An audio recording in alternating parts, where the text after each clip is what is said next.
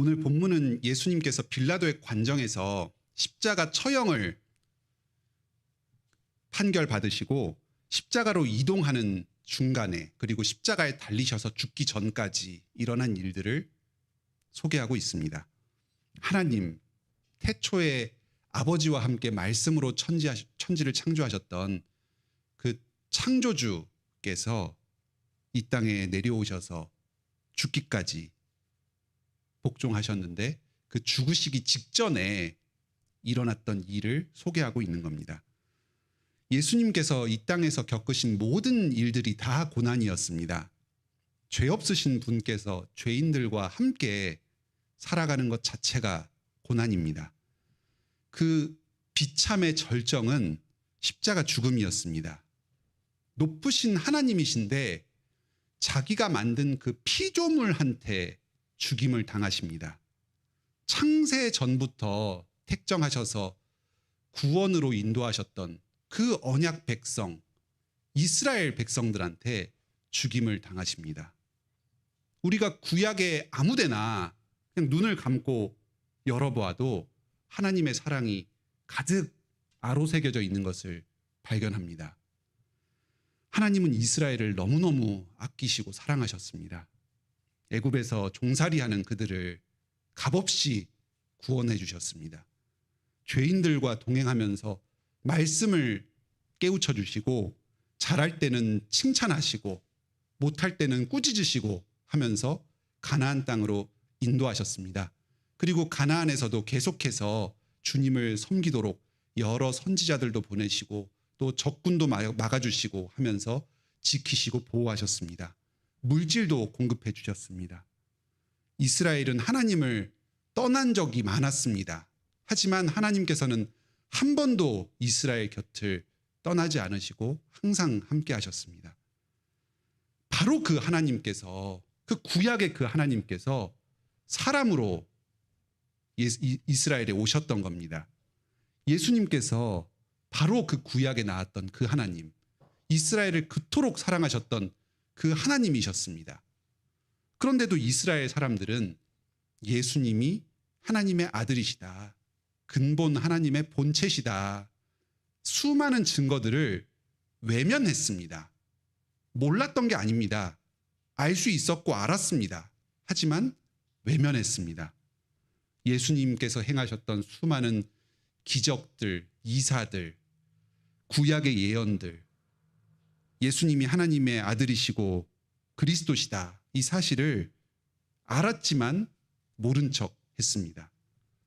그래서 예수님을 시기해서 하나님의 이름으로 성전을 모독했다, 하나님의 이름을 모독했다, 하나님의 이름을 걸고 하나님 그분, 하나님의 아들을 십자가에 처형했습니다.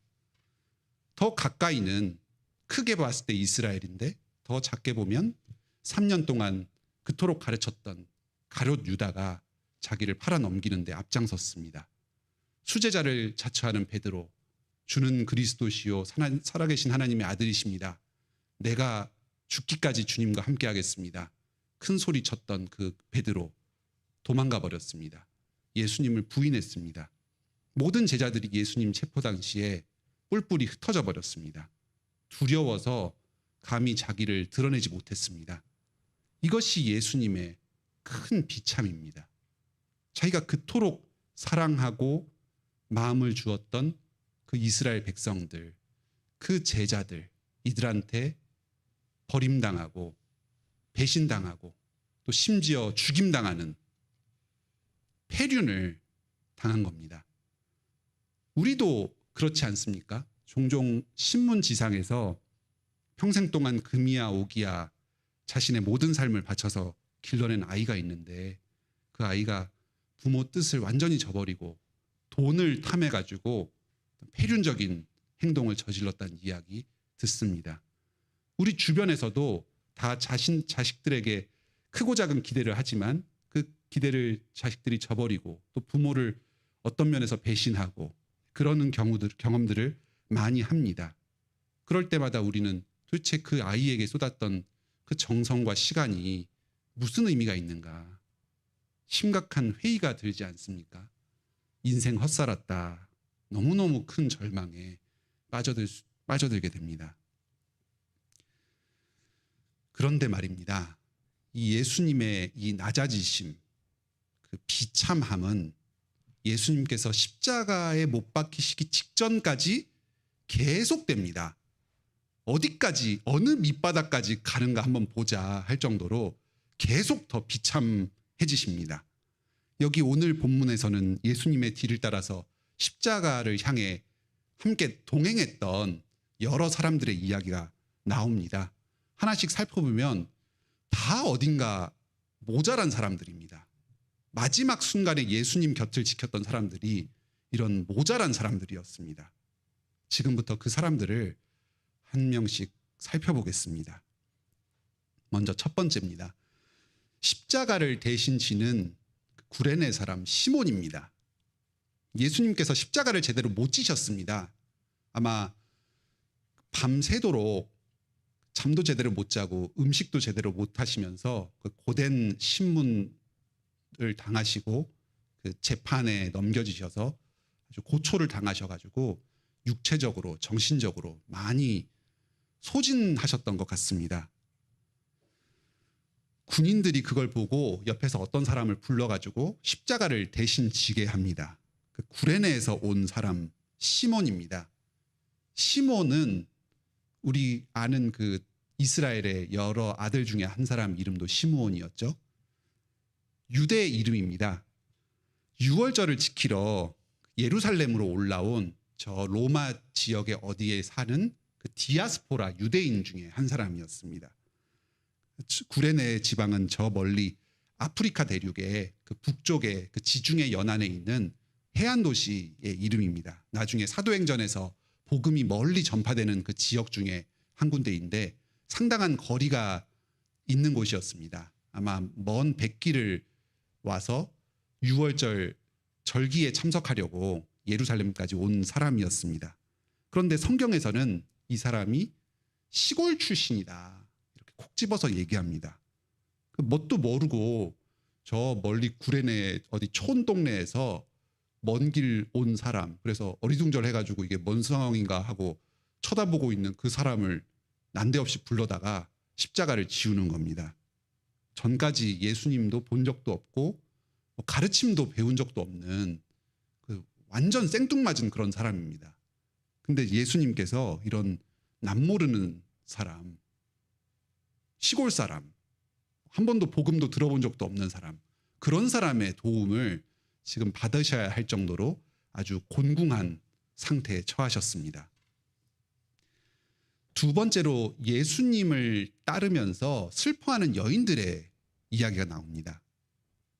너무 슬퍼가지고 막 이렇게 가슴도 치고 막 몸도 치고 다리도 치고 이러면서 슬퍼합니다. 눈물을 뚝뚝 흘리면서 너무너무 애통해합니다. 예수님이 죽게 되신 게 슬프고 안타깝고 불쌍한 심정이었습니다. 제자들에 비하면 참 훌륭한 여인들입니다. 오늘도 이 금요기도회 시간에 여인들께서 많이 참석해 주셨는데요.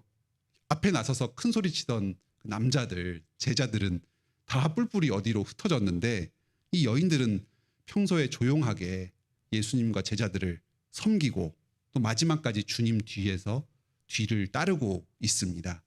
의리가 있고 용기가 있었던 사람들입니다.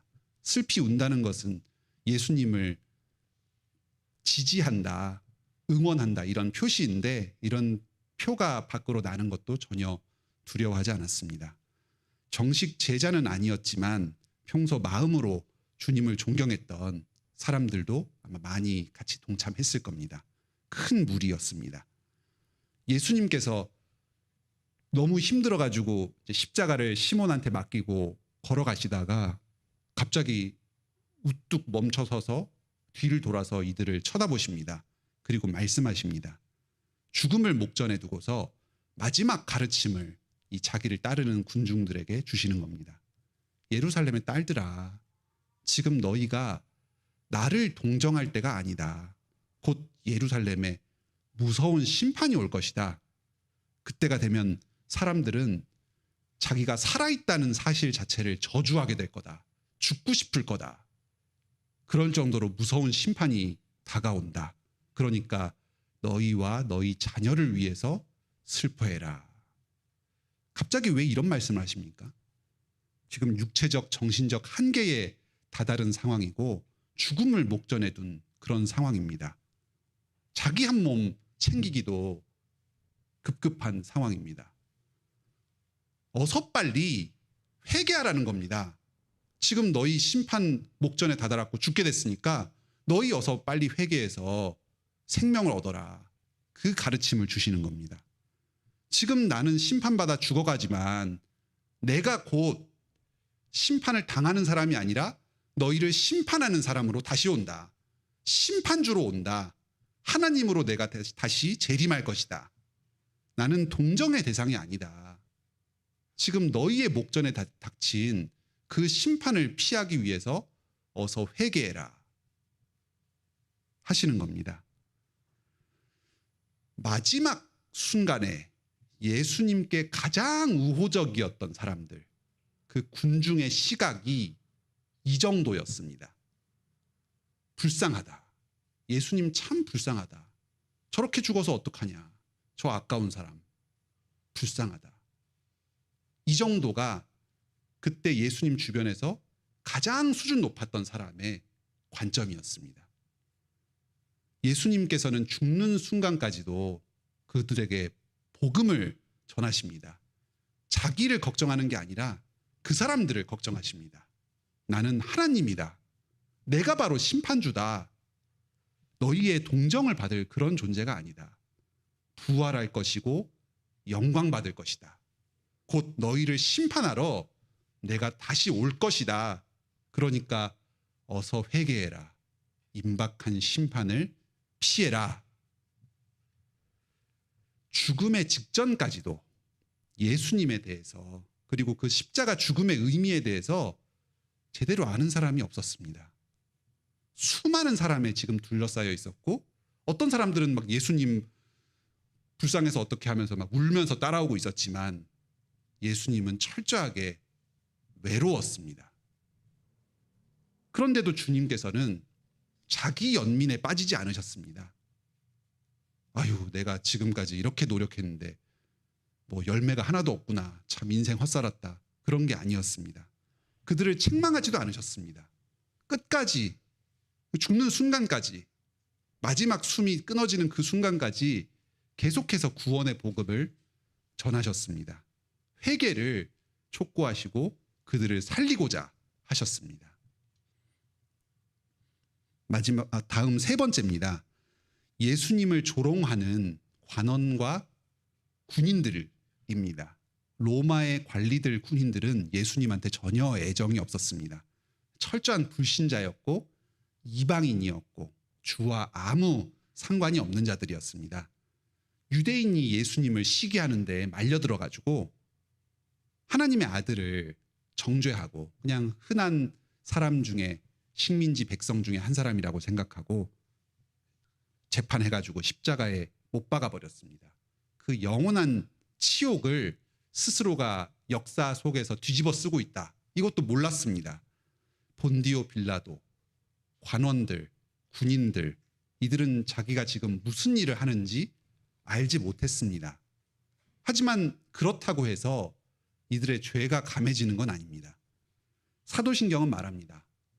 본디오 빌라도에게 고난을 받으사 십자가에 못 박혀 죽으시고 예수님을 죽인 사람이 누굽니까? 본디오 빌라도입니다. 사탄에 사로잡힌 자입니다. 이 군인들이 지금 여기서 예수님 십자가에 못 박아놓고 네가 만일 유대인의 왕이면 네가 너를 구원하라 하고 얘기를 하는데 이 표현은 예수님께서 사역 초기에 광야에서 마귀에게 시험당하실 때 그 마귀가 예수님을 유혹했던 말하고 그 표현이 아주 비슷합니다. 불신자들은 자기도 모르게 마귀에게 사로잡혀서 마귀의 말을 하고 예수님을 저주합니다. 모르는 건 죄가 아니지 않냐. 예수님 모르는 건 죄입니다. 그리스도를 알아야 합니다. 믿어야 합니다. 주님께서 십자가에 달리실 때 주변에 수많은 불신자 관원들이 있었습니다. 이들에게 큰 수치와 모욕을 당하셨습니다. 마귀에 사로잡혀서 하나님의 아들을 죽이는 데 앞장선 자들입니다. 아예 이 사람들에게는 말씀을 전하는 게 의미가 없습니다. 기초 자체가 없기 때문에 지금 짧은 시간 복음을 전한다고 해서 깨달을 가능성이 별로 없습니다. 예수님께서는 이 사람들을 위해서 기도하셨습니다. 아버지, 저들을 용서해 주소서. 저들은 자기가 무슨 일을 하는지 알지 못합니다. 오늘 이 설교의 주제를 이제 아시겠습니까? 십자가로 향하는 길에 예수님께서 큰 모욕과 비참함 당하셨습니다. 그 과정 가운데서도 아주 모욕과 비참함이 심했습니다. 그런데 그 가운데에서 예수님께서 그 죄인들을 향하신 사랑이 얼마나 큰가, 지금 이걸 보고 있는 겁니다. 예수님은 죽기 직전에 그 극단적인 상황 가운데서도 자기 주변에 있는 그 죄인들을 사랑하셨습니다. 아무것도 모르는 시골 사람의 도움을 받으셨습니다. 주제넘게 자기 지금 처지도 모르고 예수님을 동정하는 그 이스라엘 사람들, 그 여인들 복음을 전하셨습니다. 심지어 자기를 모욕하고 조롱하는 그 로마 군인들, 관원들을 위해서도 죄를 용서해달라고 기도하셨습니다. 이 비참 가운데 이 모자란 사람들의 동행을 받으면서 이들을 사랑하신 것이 예수님께서 자신의 마지막 때에 하신 일입니다. 마지막으로 예수님의 십자가 죽음에는 두 범죄자가 동행했습니다. 십자가 형벌을 받은 범죄자인 걸로 봐서는 보통 사람은 아닙니다. 그냥 잡범은 아니고 큰 중범죄를 저지른 그런 사람들입니다. 예수님과 같은 반역죄, 아니면 앞에 바라바와 같이 밀란을 선동하고 살인을 행했다 하는 큰 범죄, 비슷한 급의 범죄를 범한 그런 사람들입니다. 다른 복음서에서는 강도다라고도 하는데, 그냥 불량배 정도가 아니고 돈 뺏는 이 정도가 아니라 사회 질서를 혼란시킬 정도의 아주 큰 강도짓을 한 그런 사람이었던 것 같습니다. 이 자들이 예수님 왼편과 오른편에 매달립니다. 한 사람은 예수님을 비방합니다. 이 비방한다는 말은 성령 회방죄 할 때 성령님을 회방한다 하는 말하고 같은 말입니다. 신성 모독을 한다는 겁니다. 아주 사람을 경멸하고 하나님을 저주하면서 그런 심한 욕을 하는 겁니다. 죽어가는 마당이니까 악에 받쳐가지고 자기의 처지를 너무 비관해서 이제 죽게 됐으니까 뒤도 돌아볼 것도 없고 막 악에 받쳐서 막 옆에 있는 사람한테 아무 책임도 없는데 막 분노를 쏟아넣는 그런 상황입니다. 자기 신세를 하나님이 다 망쳤다 그러면서 너가 무슨 하나님의 아들이라고 이러면서 차마 담을 수 없는, 옮길 수 없는 그런 말을 막 예수님한테 늘어놓는 겁니다. 정말 질이 낮은 부류의 그런 사람인데요. 지금 예수님께서 이런 사람들하고 같이 나란하게 십자가에 달려가지고 죽으시는 겁니다. 십자가의 고난을 짊어진다. 참 멋있는 말처럼 들리기도 하는데 그게 그렇게 멋있지가 않습니다. 세상에 정말 가장 그 밑바닥에 있는 사람, 이제 더 이상 우리 공동체에서는 살 수가 없으니까 이제 너는 공동체 밖으로 축출된다 하는 그 정도 사람하고 지금 같은 취급을 받으면서 죽어가고, 심지어는 그런 사람, 그 밑바닥 인생한테도 멸시당하고 모욕당하는 그런 게 바로 이 십자가의 고난입니다. 그런데 그 반대편에 있던 다른 범죄자가 그 말을 막습니다.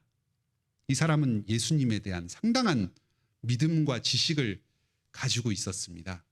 전에 어떤 기회가 있어서 복음을 들을 일이 있었는지, 아니면은 혹시는 예수님께서 지금 십자가를 지고 오실 때 아까 그 다른 여인들한테 하셨던 말씀, 그거를 귀담아 들었다가 어떤 믿음을 갖게 되었는지 잘은 모르겠습니다. 그런데 이분이 하는 이야기를 잘 들어보면은 예수님께서 의인이시다, 의로운 자로 오셨다. 그리고 왕국을 다스리는 왕으로 오셨다. 그리고 예수님께서 지금은 죽으시지만 곧 다시 오셔서 자기 나라를 이루시고 다스리실 것이다. 왕으로 다시 오실 것이다. 이런 참 놀라운 내용들을 이 짧은 말에 담아서 고백을 하고 있습니다. 아까 예수님께서 그 여인들한테 전해줬던 메시지하고 같은 메시지입니다. 내가 심판주로 다시 올 것이다. 너희를 다스릴 것이다. 그러니까 속히 회개해라. 그 내용이 그대로 담겨 있습니다. 그런데 그때 그 자기를 따랐던 그 여인들도, 그 충성된 사람들도 몰랐던 이 가르침을 전혀 뜻밖의, 언제 봤는지도 모르는 그 밑바닥의 그 행악자가 고백을 하고 있는 겁니다. 죽어가는 그 순간에. 이 범죄자는 지금까지 예수님과 동행했던 이 수많은 사람들을 다 부끄럽게 하는 존재입니다. 예수님을 따르던 제자들, 예수님의 죽음을 슬퍼하는 백성들과 여인들, 로마의 통치자들, 관원들, 군인들, 이스라엘의 종교 지도자들, 수많은 사람들이 각자의 입장에 서서 예수님의 죽음의 길에 동참했고 곁을 지켰습니다. 어떤 사람들은 예수님을 조롱하기도 하고, 어떤 사람들은 예수님께 깊이 공감하기도 했습니다. 하지만 누구도 예수님이 누구신가, 지금 이 십자가를 통해서 무슨 일을 행하시는가 이해하는 사람이 없었습니다. 그런데 지금 이 사회에 가장 밑바닥에 있던 이 사람, 범죄자, 이제 더 이상 우리 사회에서 너는 살아갈 가치가 없다, 그렇게 여겨지는 그 사람, 예수님을 언제 만났는지도 모르는 처음 본 것 같은 그 사람의 입에서 예수님을 이해하는 신앙 고백이 나왔습니다. 우리의 기대와 전혀 다릅니다. 예수님께서는 이 사람의 이 고백 가운데서 깊은 위로를 얻으셨을 겁니다. 자기 죽음이 헛되지 않았다, 열매 맺었다 하는 그 증거를 확인하셨습니다. 그리고 죽음을 목전에 둔 이 사람을 위로하십니다. 너는 오늘 나와 함께 낙원에 있을 것이다. 사회에서는 버림받았지만 오직 주님의 은혜만을 구하는 이 사람을, 이 흉악한 범죄자를 위로하시고 그를 낙원으로 인도하십니다. 이게 예수님께서 이 땅에서 마지막으로 행하신 일이었습니다. 주님께서는 우리에게도 말씀하십니다. 누구든지 나를 따르려거든 자기를 부인하고 자기 십자가를 지고 나를 따르라. 예수님께서 십자가를 지신 것은 2000년 전에 있었던 일이지만 지금도 큰 의미에서 우리 모든 성도들은 십자가를 지신 예수님의 뒤를 따라가는 이 군중의 일원으로 살아가고 있습니다. 여러분은 어떤 유형의 사람입니까? 예수님을 부인한 베드로입니까? 뿔뿔이 흩어진 제자들입니까? 얼떨결에 예수님의 십자가를 나눠지게 된, 별로 뭐 아는 것도 없고 의도한 것도 아니었지만 그냥 어떤 계기에 의해서 예수님 십자가를 동참하게 된 이 구레네 사람 시몬입니까? 아니면 어리석게도 자신에게 임박한 이 심판과 저주도 알지 못한 채 주님을 동정하면서 주님을 위하고 섬긴다고 하면서 자기 만족을 누리는 이 여인과 같은 자들입니까? 아니면 부디 나는 아무것도 아니니 오직 주님의 은혜만을 구한다 하는 이 범죄자와 같은 그런 사람들입니까?